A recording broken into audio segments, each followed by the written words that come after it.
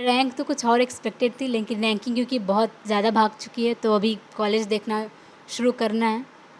तो उस रैंक के हिसाब से कॉलेज लोग हैं या जो अफोर्ड नहीं कर सकते हैं तो उनकी मदद करना।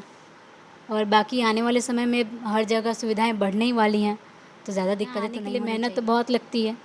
तो अगर ये ऐसा है कि आपको ये करना है तभी आप यहाँ आइए, क्योंकि कंपटीशन बहुत बढ़ चुका है और कट ऑफ भी बहुत हाई जा रहा है। तो एक तरह से अपना फ्यूचर देख लेना चाहिए। ऐसा नहीं आजकल बेटा और बेटी में कोई अंतर नहीं रह गया है।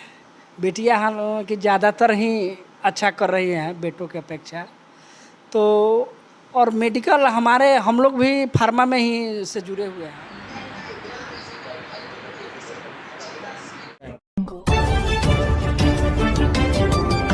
नमस्कार, आप देख रहे हैं टसन न्यूज़ और मैं हूं अनिमेश सिंह। आज सारण जिले के छपरा मेन टाउन में मौजूद हैं और बात करें तो हमारे साथ अपूर्वा मौजूद है। अपूर्वा के पूरे परिवार वाले मौजूद हैं। नीट का एग्ज़ाम का रिजल्ट आ जाता है और रिजल्ट आने के बाद सारण की बेटी अपूर्वा नीट में 686 नंबर लाती है।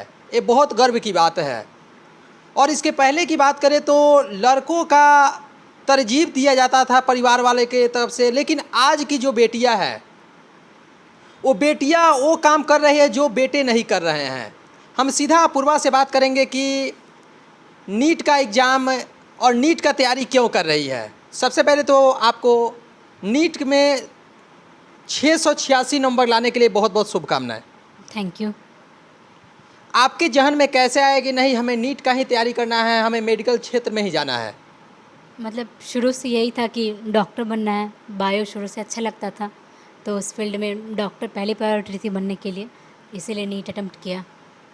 सारण से आप हैं और सारण एक ग्रामीण क्षेत्र में आपका घर पड़ता है, ऊपर से शहरी क्षेत्र में भी घर पड़ता है। लेकिन क्या आपका प्रारंभिक शिक्षा जो थी, जो प्राइमरी शिक्षा थी, उसके बाद जो उच्च शिक्षा आपको मिला वो कहाँ से मिला आपको? 8वीं तक तो मैंने यहाँ DAV से ही पढ़ाई की थी। बाकी 9वीं से 12वीं तक की मेरी पढ़ाई बनारस से हुई, CHS। स्टार्टिंग में आप जब पढ़ाई करती थी तो क्या स्टार्टिंग से ही आपको आपके अंदर जहन में था कि नहीं हमें मेडिकल के क्षेत्र में ही जाना है, या दूसरे क्षेत्र में जाने का आपको अंदर से जहन में था कि नहीं हमें दूसरे क्षेत्र में जाना है?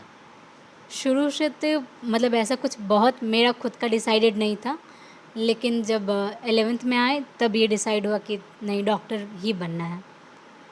डॉक्टर बनने में और शुरू से अंत तक के अगर बात करें तो सबसे अधिक अगर किसी का श्रेय रहा, जैसे कि माता पिता का श्रेय रहता है, गुरु का श्रेय रहता है, तो आपको आगे बढ़ाने के लिए, आपको डॉक्टर बनाने के लिए सबसे अधिक श्रेय किनको आप मानती हैं? सबसे अधिक हेल्प कौन आपके परिवार में किए?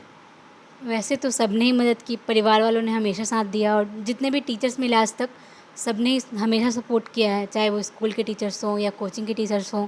सबने हमेशा मोटिवेट किया और कहा कि अच्छा करते रहो, कभी कुछ ख़राब हो तो उससे डीमोटिवेट मत हो जाना। नीट का एग्ज़ाम में आप दी, नीट का एग्ज़ाम देने के पहले परेशानियों का सामना करना पड़ता था। उस समय बहुत सारे अलग अलग बुकें पढ़नी पड़ती होगी, तो क्या प्रॉब्लम आती है और इस मेडिकल के क्षेत्र में आने के लिए, यहाँ तक पहुँचने के लिए आपको क्या क्या परेशानियों का सामना करना पड़ा? शुरू में तो यही था कि कौन से स्टडी मटेरियल से पढ़ाई करें, फिर धीरे धीरे समझ आया बाकी टॉपर्स वगैरह या जिन्होंने नीट क्रैक किया उनकी वीडियोस देखकर कि NCERT ही बेस है, तो तब से NCERT को ही बेस लेकर पढ़ा और जनरल क्वेश्चन ही सॉल्व किए, कुछ बहुत ज़्यादा हाई लेवल के नहीं। तो बहुत ज़्यादा डिफ़िकल्टी तो नहीं आई थी उस चीज़ में। अभी तक कॉलेज का चयन हुआ है कि नहीं? रैंक तो कुछ और एक्सपेक्टेड थी, लेकिन रैंकिंग क्योंकि बहुत ज़्यादा भाग चुकी है तो अभी कॉलेज देखना शुरू करना है। तो उस रैंक के हिसाब से कॉलेज देखना पड़ेगा। जैसे परिवार वाले आपके बारे में सोचते हैं कि नहीं हमें अपने बेटियों को डॉक्टर बनाना है, एक बहुत अच्छा सोच है, तो आपका भी सोच होगा कि अगर हम डॉक्टर बन जाते हैं तो ग्रामीण क्षेत्र में आपका जो घर है वो भी ग्रामीण क्षेत्र में है, सारण से आप बिलोंग करते हो। सारण की बात करें तो सारण में वैसे हॉस्पिटल नहीं है, वैसे डॉक्टर भी आज की स्थिति में नहीं है। कोई भी छोटे मोटे बीमारियाँ अगर किसी को हो जाए तो लोग पटना लेकर चले जाते हैं, दिल्ली लेकर चले जाते हैं, मुंबई लेकर चले जाते हैं। तो क्या आप प्रयास कीजिएगा कि आने वाले दिनों में जब आप डॉक्टर बन जाइएगा तो वैसे गरीब का भी आप सेवा कीजिएगा? जी हाँ, ऐसा तो है ही कि जो जान पहचान के लोग हैं या जो अफोर्ड नहीं कर सकते हैं तो उनकी मदद करना। और बाकी आने वाले समय में हर जगह सुविधाएं बढ़ने ही वाली हैं, तो ज़्यादा दिक्कतें तो नहीं होनी चाहिए। बहुत सारे छात्र हैं जो छात्र के परिवार वाले के पास उतने पैसे नहीं हैं, वो चाहते हैं कि हम भी मेडिकल के क्षेत्र में जाएं। ऑनलाइन क्लासेस क्योंकि बहुत सारे प्लेटफॉर्म्स हैं जो काफ़ी कम प्राइस में ही ऑफ़र करते हैं कोर्सेज़, तो वो ले सकते हैं। लेकिन ये है कि अगर आप ऑनलाइन से तैयारी कर रहे हैं तो डिसिप्लिन मेंटेन करना बहुत ज़रूरी है। तो अगर आप ऑनलाइन कर भी रहे हैं तो प्राइसेस कम है, लेकिन अगर आपने डिसिप्लिन मेंटेन किया तो आप ऑब्वियसली क्रैक कर सकते हैं। आने वाले भविष्य और आने वाले जो छात्र छात्रा हैं जो मेडिकल के क्षेत्र में आना चाहते हैं, और भी क्षेत्र में जाना चाहते हैं, उनको विशेष क्या संदेश क्या देना चाहेंगे कि नहीं इस क्षेत्र में आइए और देश के भविष्य को आगे बढ़ाइए? जी, यही कहना चाहूँगी कि मतलब यहाँ आने के लिए मेहनत तो बहुत लगती है, तो अगर ये ऐसा है कि आपको ये करना है तभी आप यहाँ आइए, क्योंकि कंपटीशन बहुत बढ़ चुका है और कट ऑफ भी बहुत हाई जा रहा है। तो एक तरह से अपना फ्यूचर देख लेना चाहिए। ऐसा नहीं है कि लगातार ड्रॉप दर ड्रॉप ले रहे हैं और फिर भी नहीं हो रहा है, फिर भी किए जा रहे हैं, क्योंकि इस हिसाब से कट ऑफ बढ़ते गया तो ड्रॉप लेना भी बेकार ही है। तो इसीलिए मतलब सब देखकर मिला जुला कर नाप तोल कर इसकी तैयारी करनी चाहिए, और तैयारी करने में अपना पूरा टाइम दो उस पे। डिस्ट्रैक्शन कम हो, हाँ थोड़ा खेल कूद करो, लेकिन आराम से मतलब पूरा जो फोकस है वो आपकी पढ़ाई पे ही होना चाहिए। हम अभी बात किए और बात करने के बाद बहुत अच्छा भी लगा। और बेटियां जब ऐसे चीज़ों में आगे बढ़ती हैं तो पूरे देश का सर ऊंचा होता है। और आज की बात करें तो सारण का नहीं, पूरे बिहार का नहीं, पूरे भारत का नाम रोशन कर रही है।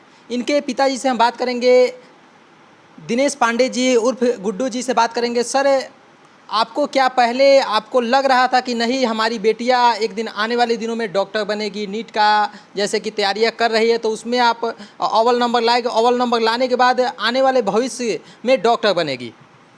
इसका माइंडसेट जो था शुरू से ही पढ़ाई पर फोकस था, खासकर 11th के बाद में आने के बाद इसका फोकस हो गया कि हमको डॉक्टर बनना है, और उस हिसाब से अपना पढ़ाई की माइंड सेटअप की, और आज रिजल्ट आपके सामने है।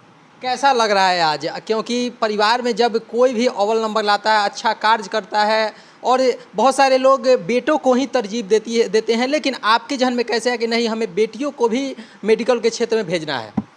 आजकल बेटा और बेटी में कोई अंतर नहीं रह गया है। बेटियां हालांकि ज़्यादातर ही अच्छा कर रही हैं बेटों की अपेक्षा। तो और मेडिकल हम लोग भी फार्मा में ही से जुड़े हुए हैं, तो मेडिकल हम लोग डॉक्टर के पास जाते थे तो एक मन में होता था कि हमारे भी परिवार से, हमारे भी घर से कोई डॉक्टर निकले। हमारे गांव से अभी तक कोई MBBS का डॉक्टर MBBS की पढ़ाई नहीं किए हुए थे, तो हमारे मन में था और इसने साकार किया है। क्या कहना चाहेंगे, क्योंकि आज आपकी बेटियां पूरे ज़िले में नहीं पूरे बिहार में और पूरे भारत में नाम की हैं, तो विशेष क्या कहना चाहेंगे इनको आगे बढ़ने को लेकर? क्या इसी आगे बढ़ते रहे और समाज अपना पास हो के समाज का सेवा करे, समाज में आगे बढ़े, और जो इसका मन हो। हम अभी गुड्डू जी से भी बात किया, और गुड्डू जी से बात करने के बाद बहुत अच्छा भी लगा। और इनसे क्या नाम बताइए? अपूर्वा से ही बात किया। अपूर्वा से बात करने के बाद बहुत अच्छा लगा और एक अच्छा संदेश भी दी। जो निम्न क्लास के जो बच्चे हैं, जो वैसे गरीब परिवार के बच्चे हैं, उनको भी को लेकर भी टिप्स दी कि जिनके अंदर अगर जज्बा है और वो करने का कुछ क्षमता है, वो ऑनलाइन क्लास करके अलग अलग प्लेटफॉर्म से पढ़ाई करके भी आगे बढ़ सकते हैं।